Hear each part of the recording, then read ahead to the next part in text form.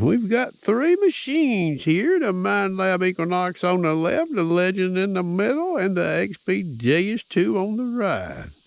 The Legend's made by Nocta Macro. I don't want to short any detector here. I never do. These detectors currently all are priced differently. You, the consumer, you get to pick which one you buy. Okay? So, I guess you can go to a manufacturer site and you can look at what they say about their units. You can read the manuals of the respective units. Maybe you want more information. Where are you going to get it? Maybe you got a buddy that's got one. Maybe you don't. Maybe you got a buddy that you can watch the machine in action, and maybe you don't. Maybe you got a buddy you can talk to him on the phone. Maybe you got a buddy maybe he ain't quite honest. I mean, I don't know what you got, okay? We don't have a Consumer Reports magazine we can pick up and say, okay, this model does this well, this well, this well. You see my point? We don't have that. Treasure magazines. If you depend on a Treasure magazine to buy your detector, good luck. That's all I'll tell you, okay? These units you're looking at right here were all bought and paid for by me with my own money. I show differences. Some of the differences, some people may frown upon with a model. But you know, when you look at what the price difference of these units, they're not that far apart.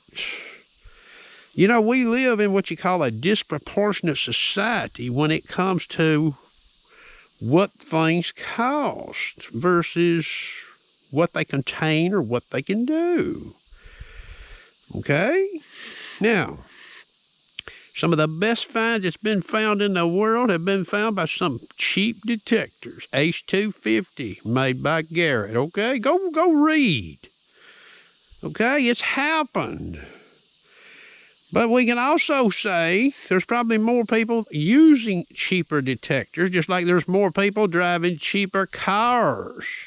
More people live in cheaper houses. Not everybody lives in a 2 or 3 story mansion, folks, and not everybody's going to buy this JS2. It's not going to happen. There's people not going to buy these other 2 units either. They'll buy something cheaper. That's up to them. Okay? All detectors will find coins. Okay? All of them will. Now, there is some issues with detectors, and this doesn't get talked about very often. Yes, a lot of models will find the same coin. But what about detecting efficiency? That's another issue, okay? And you can have efficiency. These 3 models here could see the same thing in the ground, but one's giving better information. That would be, that would lend to detecting efficiency.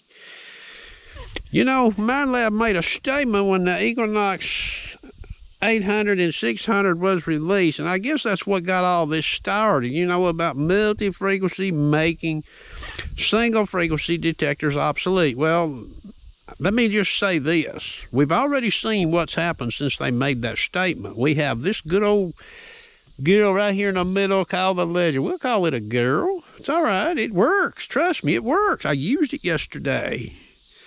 And we have, if I had a Garrett Ace Apex, it would be in this photo, in this camera picture. If I had one, it would be here. Because that detector and this detector has what's been released since this detector, and so has this detector. I will go out on a limb, and I'll even say this. If we fast forward 10 years from now, we might not even see a single frequency detector solo, meaning it doesn't have a multi-frequency capacity offered. Okay? That's just liable to happen. It may not be 10 years at the current pace. It may only be 2 or 3 or 4 or 5 years, okay? So, people can look. I try to be honest with the machines. You get to pick and you get to choose what you know. And I use the data that I show in my videos and stuff that I post, I use in the real world. Does it help me? It can. Not on every target. Some targets are elementary, okay? You can find them with any detector. I found some yesterday with this detector right here I could have probably found with a $150 unit, okay? That's not knocking this machine by saying that. That's not necessarily giving credit to the $150 machine. That's just the way things go. They're not the same. Look, you got engineers in different parts of the country, scattered all over the world, working in, I guess, together, coming up with a device. And the laws of physics and science, well, they all come up with their little plan based on their education, you know, intelligence, whatever. Well, what are the odds of this group of engineers and this group of engineers and this group of engineers all coming up with the exact same formula for success? What would that be? I don't believe it would happen, okay?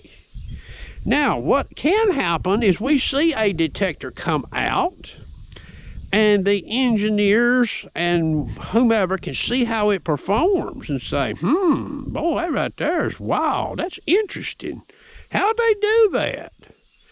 And then that group of engineers could pursue to try to say, well, how can we do that? Now, I'm not using the word copy here or clone. Look, there's been mousetraps made for eons, okay? They're still being made. Does anybody not think that if an automobile company come out tomorrow and there was a car that could get 60 miles to the gallon running on gasoline and it was for real, you don't think the other manufacturers would be like, how'd they do that? Don't you think they would try to catch up or match that company that did that? Sure they would. High as gas is in the world today, what do you think is going to happen? That vehicle's going to sell, as long as it's dependable. So I don't know what's going on. You know, this, looking at detectors, it's a competitive market. Okay, it's a competitive market. You don't necessarily need the best. You don't need the most expensive. You don't need it. It's your choice. If you want to buy the cheapest, you want to buy a medium price, you want to buy the more expensive, the most expensive, that's your choice. You know? I test detectors, these multi-frequencies come out, and there's some people that starts making claims and statements trying to insinuate that this model is as good as this model's as good as this model. You know, they make those generalization statements. I don't even know how they make those statements. They don't really give any real world data. They don't show any video. Okay? So that's the real deal. I show these detectors. People can look at the data. If they want to, they don't have to look at it even. You don't have to look at nothing that I've ever posted. Everybody knows my forum name. If you see that you think I'm a shill or I'm distrusting, you shouldn't be reading anything that I say. If I see somebody is a liar, if I find out they're a liar and they can't be trusted, you know what that means? That means it's over for me, okay? They get no credence, no weight in anything they say. Once a liar, always a liar. I'm not going to sit there and try to sift through to say, okay, he's telling the truth here and he's lying here. I'm not going to do that. Once you're a liar, you're a liar. I'm not saying, you know, I'm just telling you that's how I run my life, okay? I don't associate myself with liars. I get away from them. They're not going to be my best friend. They're not even going to be an acquaintance.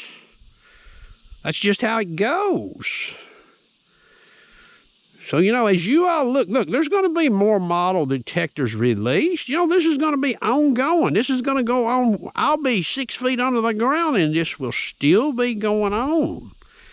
And people should just sit back and look at the information and not get so wrapped around the axle because, oh, he showed this way, and this way, and this way. The only problem is a lot of what I've show's done been confirmed by other people. It's not, it's not, oh, only sharpshooter sees this and nobody else. It hasn't worked that way. It hasn't worked that way with any model that I've ever talked about. Okay? That's just how it is. You can go back and look at the track record. It is what it is. So I hope everybody has a nice day.